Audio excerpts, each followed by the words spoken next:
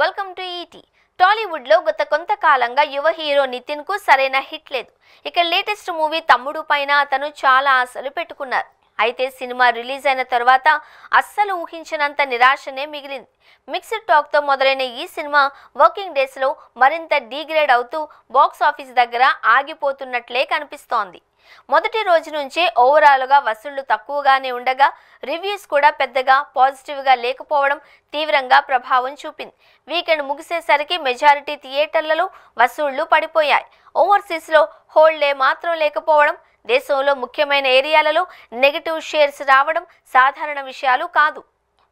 ఇప్పటికే theatrical shares 4 కోట్లు కూడా దాటడం లేదు అంటే పరిస్థితి ఎంత దారుణంగా ఉందో అర్థం చేసుకోవచ్చు. సినిమా కోసం ఎప్పుడూ లేనంత రిస్క్ తీసుకున్నారు. బడ్జెట్ దాదాపు 70 కోట్లు దాటిందట. ఇక నాన్ థియేట్రికల్ గా కూడా అంతగా కలిసి రాలేదు.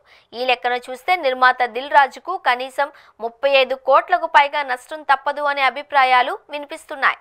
ఇదే నితిన్ కెరీర్ లోనే అత్యంత భారీ డిజాస్టర్ అని ట్రేడ్ లో చెబుతున్నారు.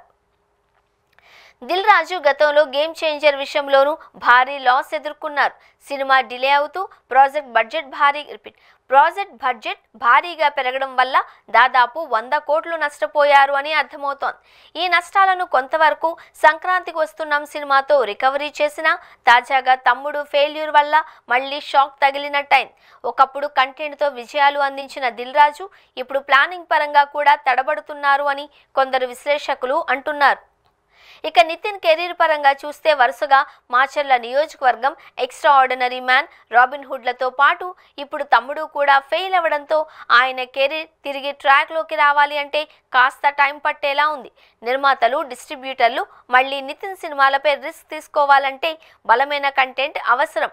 అయితే నెక్స్ట్ అతను దిల్ రాజు ప్రొడక్షన్లోనే బలగం దర్శకుడు వేణుతో ఎల్లమ్మ సినిమా చేస్తున్నాడు.